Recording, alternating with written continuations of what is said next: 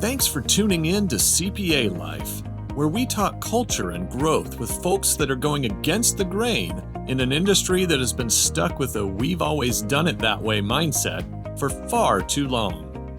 Join host John Randolph and learn how a sustainable, family-friendly career in public accounting doesn't have to be the exception to the rule.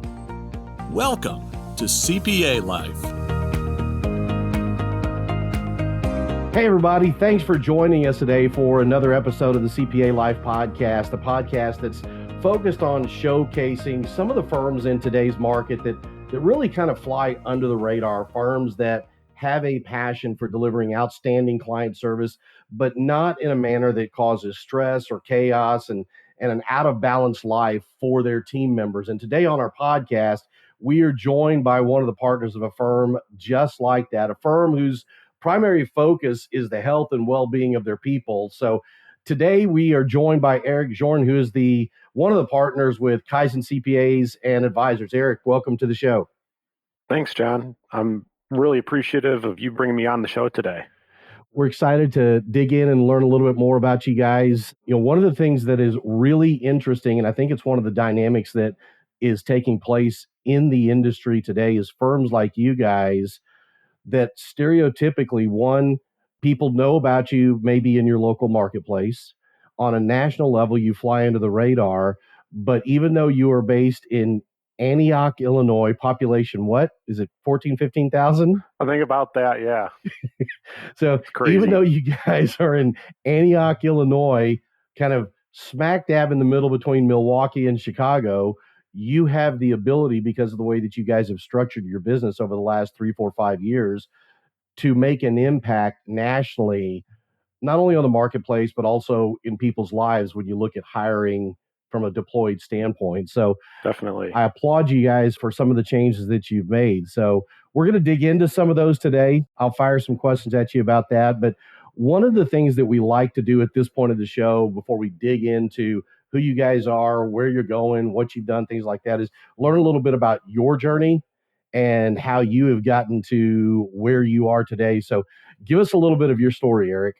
Yeah, definitely. So throughout high school, I thought I was always good with math.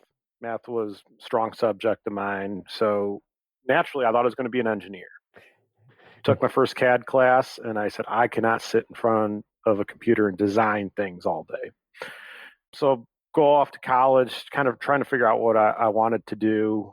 I always liked finance, so I was geared towards finance. I was double majoring in finance and accounting.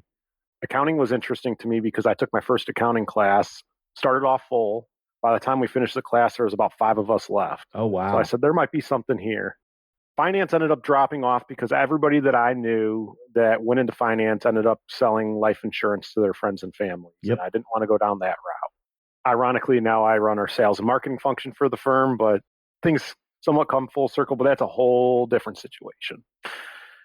So while I'm in college, I actually just got a job as a porter at a Toyota dealership just to make some money on the side, help pay bills and all that fun stuff. Picked up, though, kind of how operations were working, how things were going. Became a service advisor at a certain point once they needed some help. So we helped figure out what's going on with people's cars, give them the recommendations, help them map out how to have a healthy vehicle over the long term and how to take care of it. Finally, I graduated college, and while I was kind of having fun doing that, I learned a lot about being a professional, selling, working with customers, delivering excellent customer service, and advising, helping people make decisions about what they need to do. I wanted to put my schoolwork to work, and I actually started with James Hamlin and Company.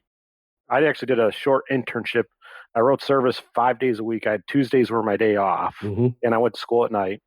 On that Tuesday, I got an internship at a larger corporation doing just general ledger accounting in big corporate. And I figured that was not my life either. That was back to the computer, not a lot of interaction, contact, especially as I spent multiple years advising people on what to do with their vehicles. So right. I said, I need to at least be people facing with this financial field that I'm in. So applied at a firm called James Hamlin and Company, just off LinkedIn. Job market was not super easy at that time. So it was a little harder to do that. And I did that internship on my one day off a week, just so I can get some experience. So I can go to the market with direct accounting experience.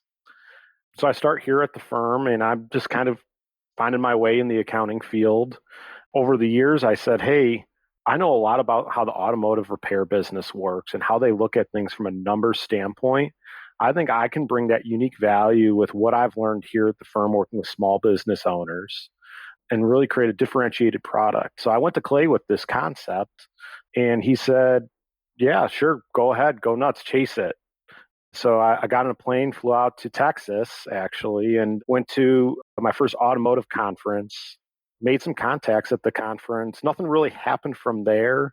I got a little bit back and forth from it, but nothing crazy. It didn't feel like it was going to take off and become a thing. All of a sudden, COVID comes.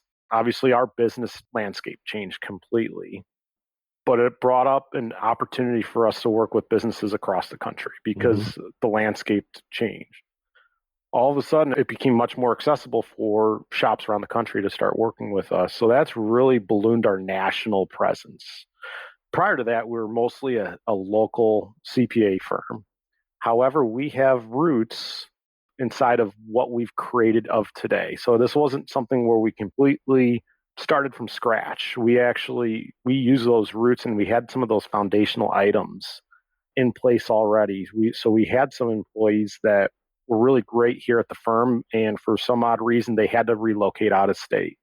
So we built a remote atmosphere so that they can work, and we actually would ship client documents to them because we want to retain people who are really good performers for the firm.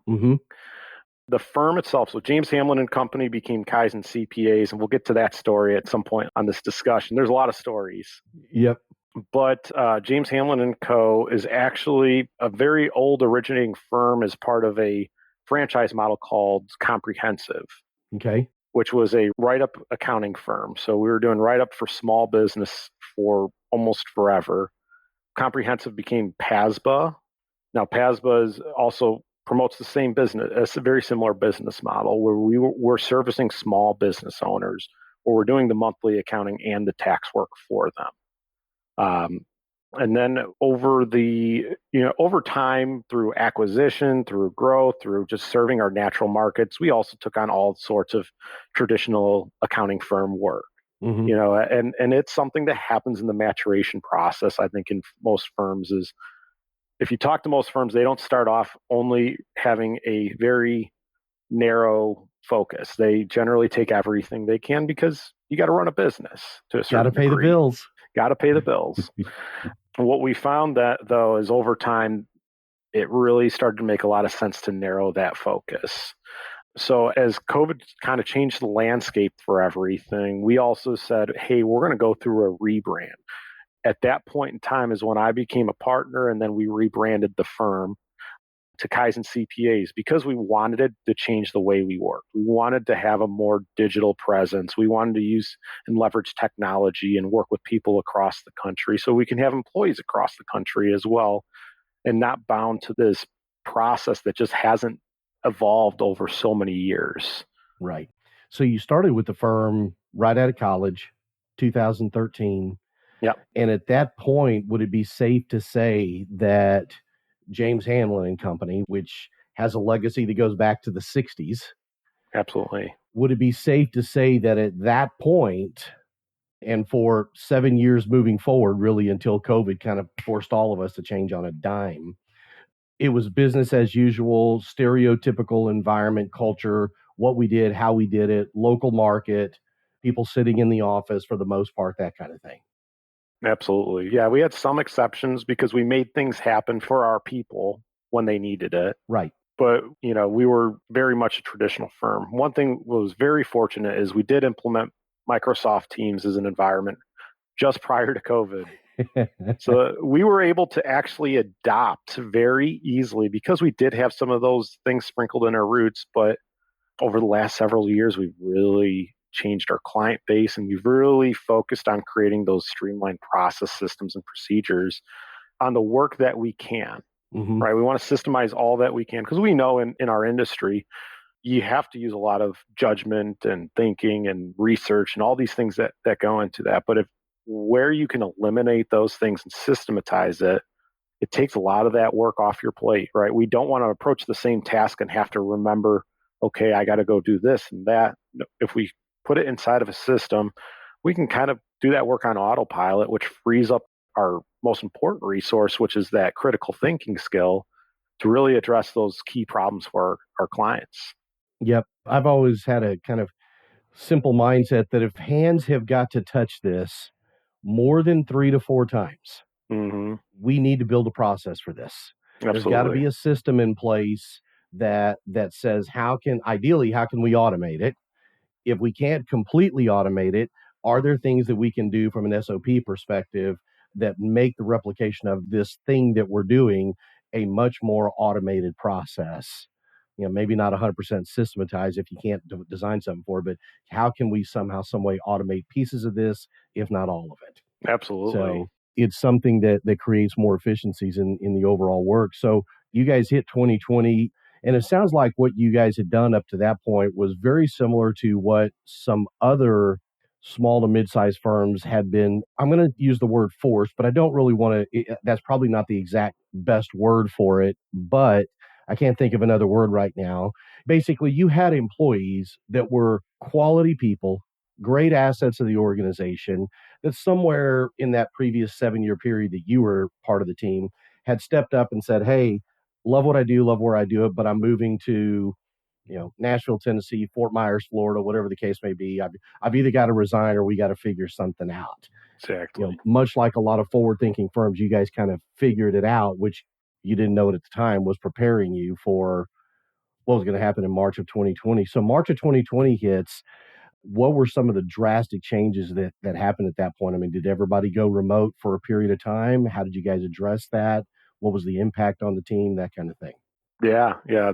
It's so hard to even think about that period of time now that we're, over 4 years past it. But, we started off, hey, everybody, grab your stuff, take it home because we're going to be working from home. We had some people that would come in as very few just to get things out in the mail or whatever need to happen for that time being. And then throughout that first major block, almost everybody was remote and very light crews would still come in. Some people still wanted to come into the office once, we kind of understood what was going on.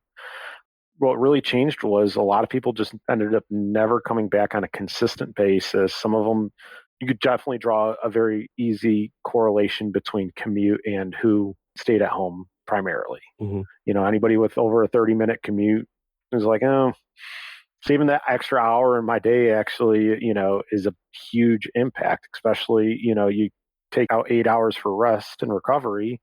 You got 16 usable hours in a day. Getting 1 hour back is a huge impact into your day. So, Absolutely. It makes a lot of sense that, hey, can we save some time in that world? And, to a certain degree, when you have a lot going on, and we did, right? We had PPP, ERC. It was very easy to dive right into that work from home atmosphere because we were so busy because of that, because we were doing whatever we could to help our clients at the time because we were worried that people were going to go out of business. Yeah. So our team literally were meeting all day, every day to deal with all these different things coming up. We probably worked a lot more hours than we like, but we're doing that to help our clients through, a global emergency. But what really we appreciated from that situation is that our clients started to view us differently too. Yeah. Because we really shifted and focused into that advisor role. We took control of all these different programs, how to make it through COVID and the shutdowns. We really took that advisor seat, and it really shifted the way our clients looked at us and actually valued our service. It went away from as much transactional work to a lot more advisory based work. And they really felt like we became their trusted advisor through that process. And I think that, again, the industry saw that shift and some people jumped on board and continued down that path. Others, went back to what they know and what they were comfortable with and what they were comfortable in. You guys have continued to ride that wave. Talk to us a little bit about, how you guys have made that shift prior to COVID. How much of your business was monthly recurring revenue, fee-based work versus one-off compliance focused, transactional type fee work? So prior to COVID, we were a lot more advanced than most firms in that regard because our model was built on a monthly repetitive fee, the core of the business. We might have had a 50-50 split back then. But now coming in today, we made a decision this year to almost entirely offload our non-related tax-only work. We're going to be close to 100% relationship-based billing. So a monthly repetitive billing or maybe some extra billing for the shareholder of that business or some type of relation to that business if they have that. And it's, it creates a lot of predictability in the firm. It's a lot more easy to measure. It takes a lot of work off your plate when you don't have to stop and invoice everything you do.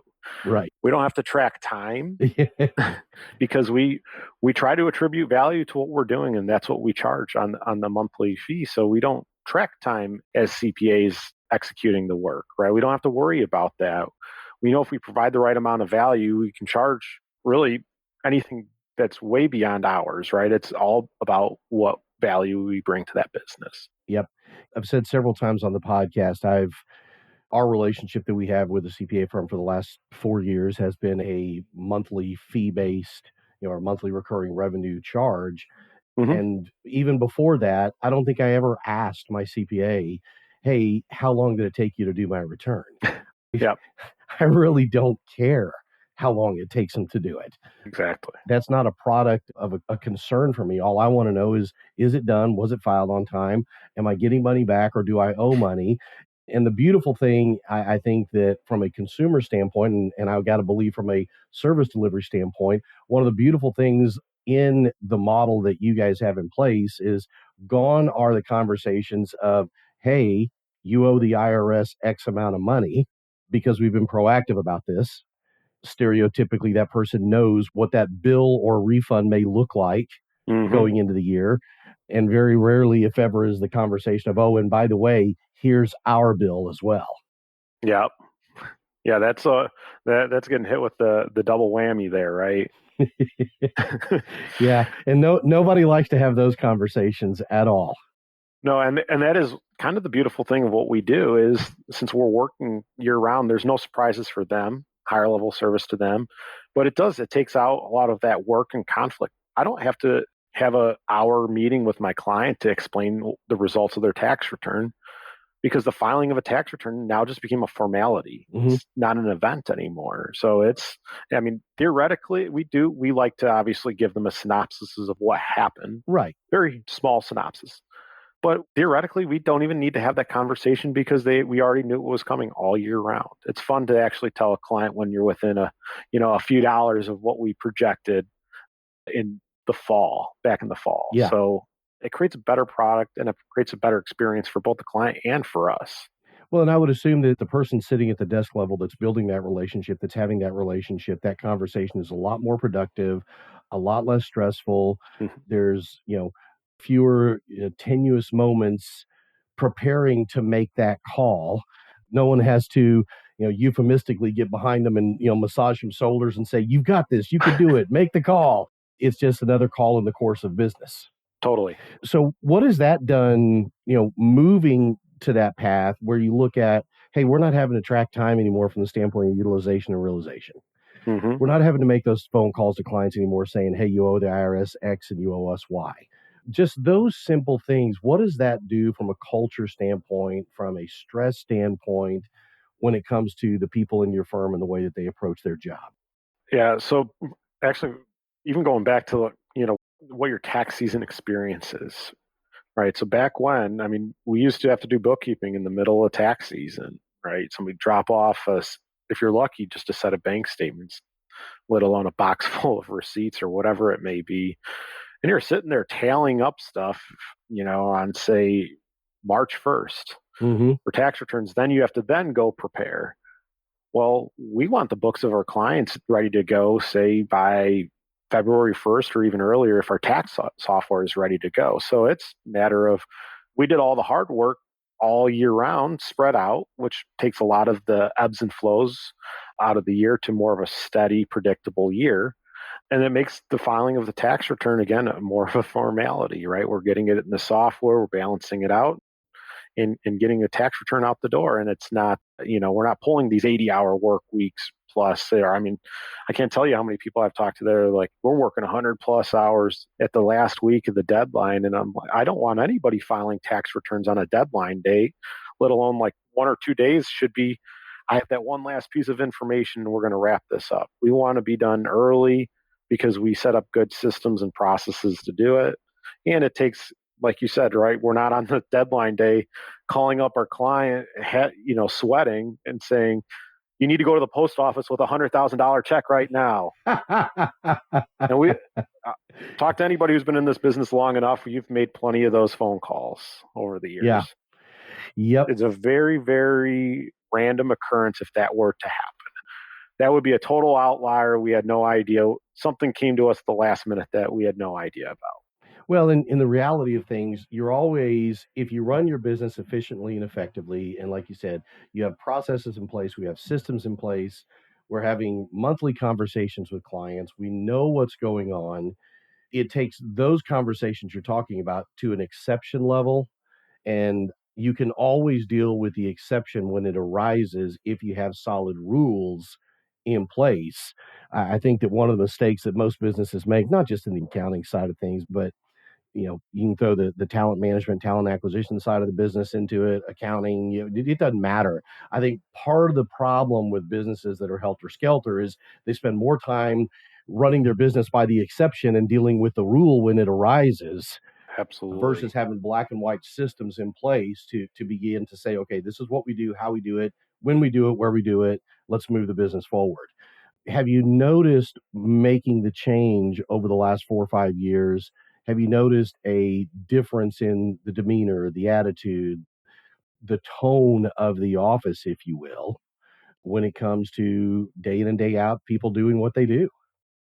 I can't tell you how much relief you get out of the staff when they come to you and say, this client is not a good fit. They don't want to fit the process and they don't want to work with us. And then we say, yeah, let's terminate our relationship with them. That feels good to me as a partner, even though it hurts us, on the P&L for the firm.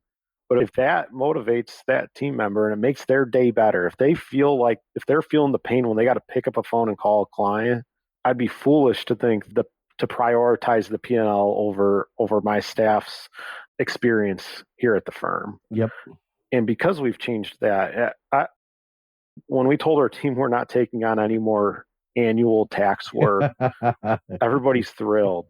Everybody was absolutely thrilled. Yeah, I would imagine that creates a bit of higher level of peace in their life.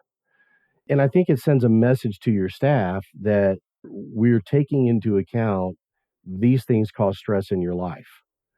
I had a mentor of mine once say it in his words were similar to, there's going to be enough crap that's going to bite us in the butt that we're never going to see coming. So the stuff that we know is going to bite us in the butt, why do we take it on? There's no reason to. Yeah. It's going to be a problem. So when you have that discussion with your people, when you're able to say to them, hey, if they're not a good fit, we need to terminate that relationship. What does that do for overall morale, not just with that one person, but with that team or the overall operation? Yeah, there's a multitude of effects of it, right? So you get the immediate, when us as a firm has the back of the team, that automatically is a great inspiration, right? That says we're choosing them over the client, which is we all grew up in a world where the customer is always right. And that's not necessarily the case. But it shows that we are prioritizing them and their livelihood. And not only that, but it also eliminates these disruptions in the process. When we're working with our clients in a monthly cycle and everything is flowing, that's when everything works the best and most efficiently.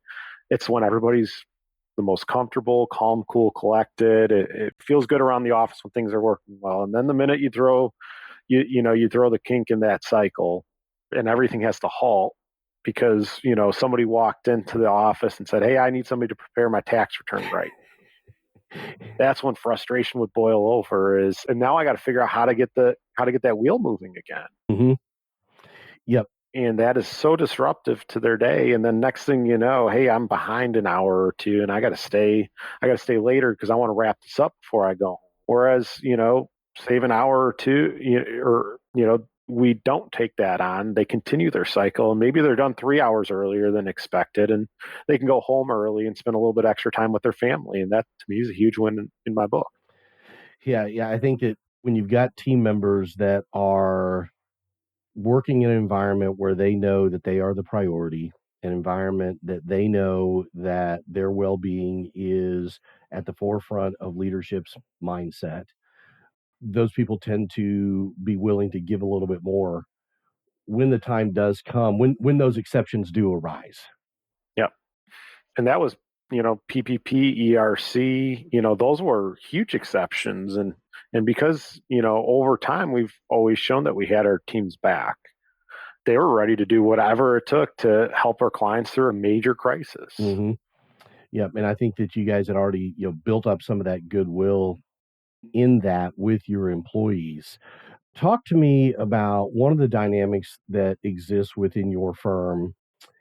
You've gone from, again, a 60-year-old stereotypical everybody in a brick and mortar location.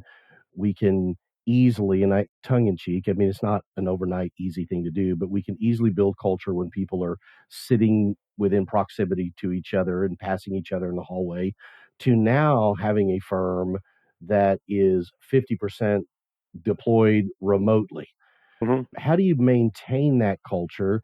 How do you build that culture? And how do you ensure that the connective tissue is still there to hold people together? Yeah, and I will tell you that is not a simple thing to do. Mm-hmm. And we're always working on it. But we're doing a lot of things that I think are right because what we do is we see engagement and participation from our people that, some people have been to our office once and met people once in person.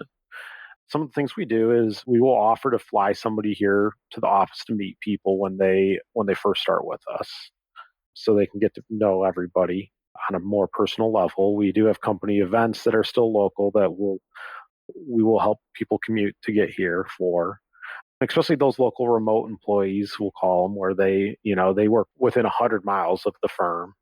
We will try to intentionally make sure that if we're doing something that they can still come. But from a virtual dynamic, we still do our all hands.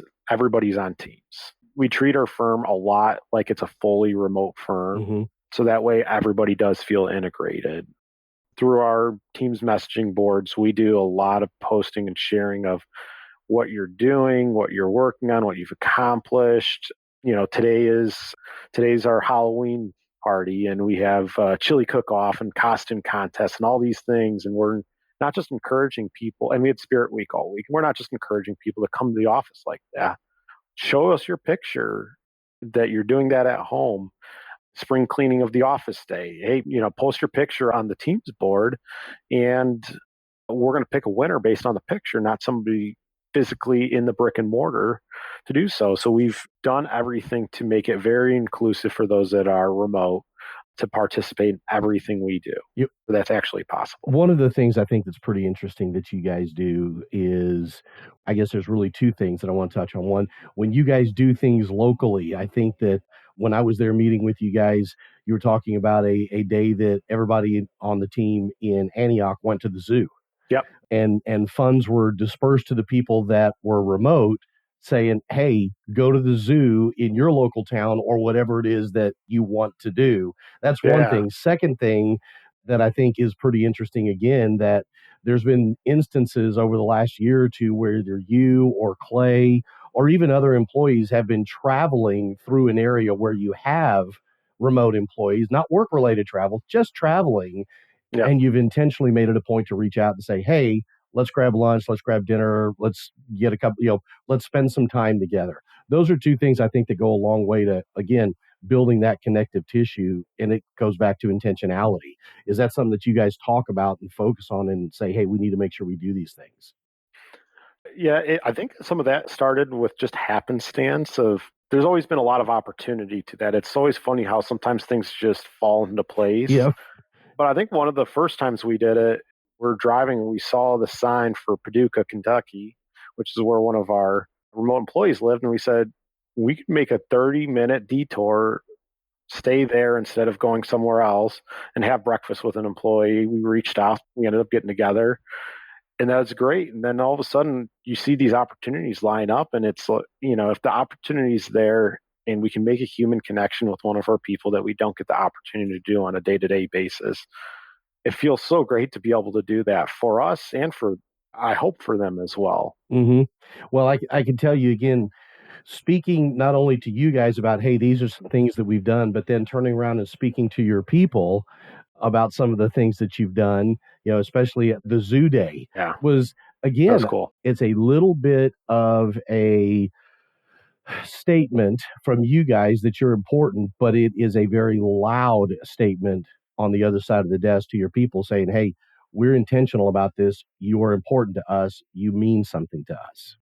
Absolutely. And what's interesting is that none of those things actually came to my mind when you asked about that, which shows almost that we've already ingrained that into our thinking and how we just operate, right? Is, hey, it's just inherent for us to say, how can we include somebody that it's not convenient for Mm-hmm. and make it happen? So that actually, it's kind of cool that came up the way it did. Yeah, and again, I think you and I have talked about this. My wife and I do marriage coaching, marriage mentoring, and it's always interesting how when we talk to spouses about things that their spouse does that just sends them over the edge positively, not negatively.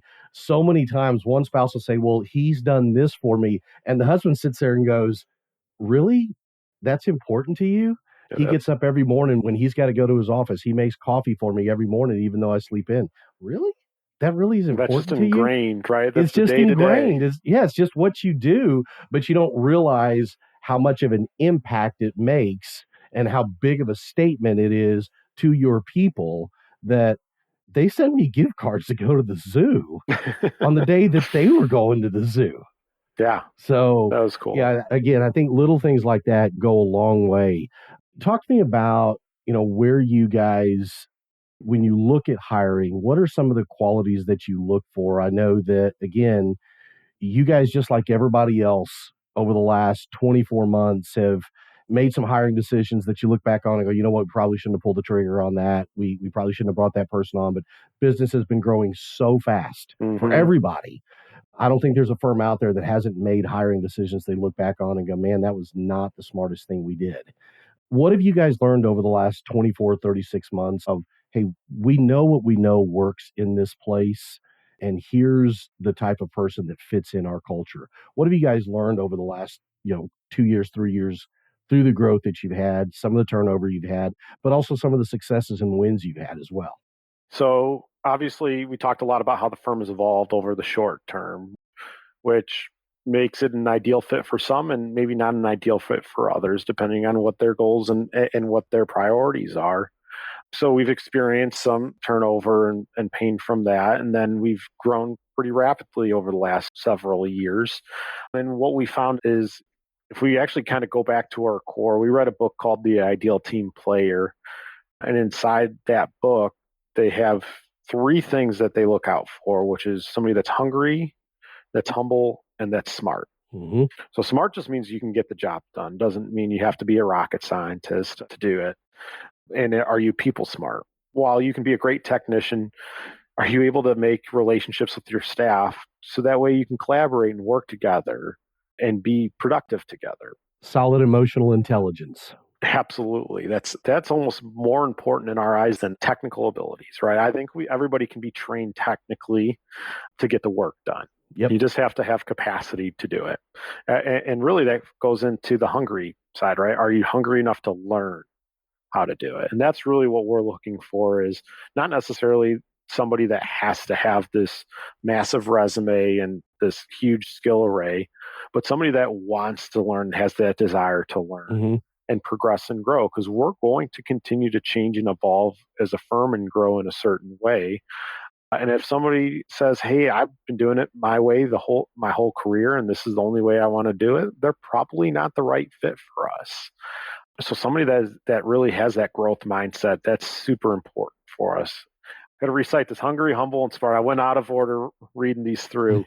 Humble's the last one, right? That is, willing to roll up your sleeves, do things when crisis mode hits, not being too strong to say, hey, I'm going to go help somebody with maybe a task you feel like is below your normal operating skill set. I want to just help all the other people here at the firm so we can all live a better life. Yep. The entire Lencioni mindset of hungry, humble, and smart is something that I completely buy into because, again, like you said, and it's one of the things that we talk to clients a lot about. There are things from a technical standpoint. Yes, you've got to have a baseline knowledge and understanding of certain things at certain levels. The person that we're bringing in at an associate level, we don't need them to be where we're looking for somebody at a manager level, so to speak. Correct. But at the end of the day, there are things we can teach. Yep. If they have the component, if they're smart, and like you said, emotionally intelligent, if they have the desire to learn, if they're hungry, if those things are present, we can teach that person those things. But there's certain characteristics that that person just is going to bring with them or they're not going to bring with them. And being able to dig into those things and find those things is critical to be able to build the kind of team that you guys are talking about. And it's obvious that you guys have been able to do that because when you look at the overall team, again, I think when I was there and we were looking at these numbers, you've got an average tenure in your team, prior to this year when you did a lot of hiring, average tenure in a team was right at 8 years. Yep. And when you look at your leadership team, average tenure of 14 years. So you guys have done a lot of things right, and you're obviously have built an environment that people want to be a part of. What would you say are the one or two biggest critical factors that you guys focus on when you're building that team, when you're building that culture, that you say, hey, these are things we got to hold on to maintain this type of stability in our staff? I think our flexibility or even adaptability to our individual team's needs.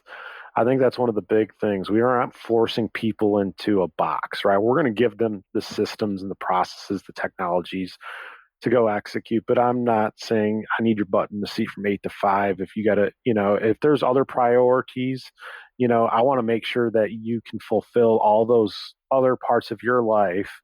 And hey, let's just make sure we understand how we're still going to get the work done and make it work best for you. Mm-hmm. I don't want you to miss your kids' events because you need to get one more tax return out. Oh, that's fine. We can pick up and get that tax return done at a certain point in time. So we want to really foster that open communication around things and not say, hey, miss out on everything else that you have going on just to get some more work done. And again, goes all the way back to creating the remote environments. We go back to, I think it was the early 2000s when we created the first remote environment for an employee. How can we make it work? Because we appreciate you so much as a member of this team that we're going to do whatever we need to make sure you can live your life while also still being a part of the team. Yep. There was one of your employees that I spoke with that I think kind of painted that picture perfectly when she went to the hospital for a checkup when she was pregnant and found out, hey, I'm going to be in the hospital for the last 6 weeks of my pregnancy. Yep. I'm not going to be able to work. It's right in the middle of tax season. And it was her that made the call, not you guys. It was her that made the call more from a sanity perspective than anything else. But it was, hey, I can't sit in this hospital and twiddle my thumbs for 6 weeks. I have got to work. What do we need to do? And the reaction from leadership was, we're on it. We'll figure it out. And within 24 hours, you guys had a remote work set up at the hospital for her with a mindset of do what you can. If it's 2 hours, it's 2 hours. If it's 8 hours, it's 8 hours. And, in her words, that has never affected my growth opportunity with the firm. It never affected my compensation with the firm. It never affected anything from a present, current situation or future situation with the firm at all. They saw a need, they jumped on it, they did what I needed done. It's been great ever since then. And I think that's just a testament to the leadership team and the way that you guys approach taking care of your people. Absolutely. And what really validates that for me is I had a very similar situation. My son was born 10 weeks early, and I worked tax season through the NICU. And while I got work done, my team definitely stepped up around and did everything they could to support me through that. And, that's what good teams do for each other. Absolutely. Because there's going to be days that somebody is putting forth an all-star performance. And then there are days where that person can't hold on to the ball to save their life for whatever reason. And the only thing that makes us still win is the team steps up. Absolutely. We're all human, right? We can't all operate at the same exact wavelength every single day. No, we absolutely can't. So talk to me about the future. What's the vision look like from a growth perspective, from a people perspective? Where do you guys see the firm, with the changes you've made, the success you've had? Where do you see the firm 12, 24 months from now? We still see a lot of growth happening. That does not seem to slow down. And that's a testament to our team, because we're in a business that requires you to grow by referrals and reputation. So we're growing very organically at a significant pace. That means everybody's servicing their clients at an exceptional rate. We see that continuing to happen. So we're going to continue to grow, and it's going to be still national growth. It's going to be still remote work. We're going to look to bring in any type of AI and automation that we can to those day-to-day tasks, because we want to give everybody the opportunity to elevate their skill set. And then we're going to continue to hire people and not be bound by the brick and mortar of our office in Antioch, Illinois. So we're looking to hire across the country, and especially bringing in different skill sets and perspectives that maybe come from those different pockets within the country. Yep. It's definitely becoming an issue where you've got to broaden your horizons. It's one thing from a talent perspective if you're sitting in Chicago or Milwaukee or Dallas or Nashville. That's one thing. But not only you guys, but other clients that we work with that are setting in second tier, third tier marketplaces where you've got a population pool of less than 20, 25,000. You're technically not a suburb. You're what, a good hour and a half to Chicago, a good 45 minutes to an hour to Milwaukee. Exactly. So it's the necessity to look outside of those boundaries, still ideally in a perfect world, trying to find people in a 200, 300-mile radius. So when we do have people in the office, it's a, hop in the car, drive here versus having to get on a plane. But that doesn't mean that if that best person with that hungry, humble, smart mentality is sitting in, Washington, D.C., Baltimore, Maryland, Pittsburgh, Pennsylvania, that they're not an option. So I applaud you guys for kind of expanding your horizons to look at those things. So you guys have done a lot of things to separate yourselves from larger firms that are still approaching things with a business as usual mindset. If there are folks out there that want to learn more about your firm, whether they're owners that are trying to figure out, hey, how do I flip this switch? I'm a 10, 20, 30-year-old legacy firm, for lack of a better way to put it. And I've been selling in my head that I can't do this because of that. Now, these guys have been doing it for 60 years. Somehow they figured it out. Mm-hmm. If it's somebody like this trying to figure out, how do I do this? Or if it's somebody that's listening to the podcast that's sitting in, Phoenix, Arizona, that's thinking, man, I wish I could find a remote opportunity. What's the best way for people to get in touch with you, learn more about your firm, learn more about you, that kind of thing? So our website is probably the best place. We put everything that we can on our website so somebody can learn about us at their leisure, right? That's how we operate now in today's society. Is we're going to go on somebody's website and do as much research as possible. So KaizenCPAs.com, great place. You can find us on LinkedIn. You can find me on LinkedIn. I share a ton of content on LinkedIn, Facebook, all the social media platforms. Google Kaizen CPAs. We should be the first ones to pop up. If they don't, let me know. Should be the one that comes up the quickest, right? Absolutely. Again, I applaud you guys for what you guys have done, for what you continue to do. Great job. Thanks, John. Appreciate that.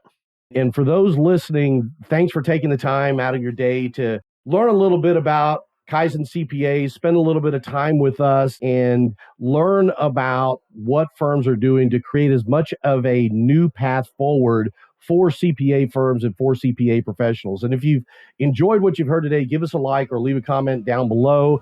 Subscribe on the platform of your choosing so that you don't miss any of the future episodes that we have coming up.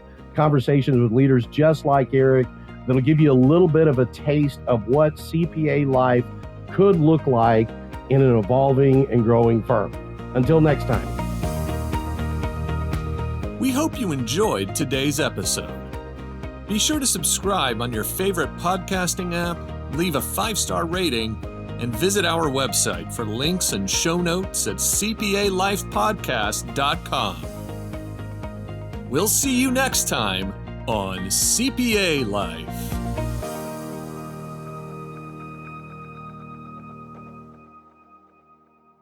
ProfessionalProductions.net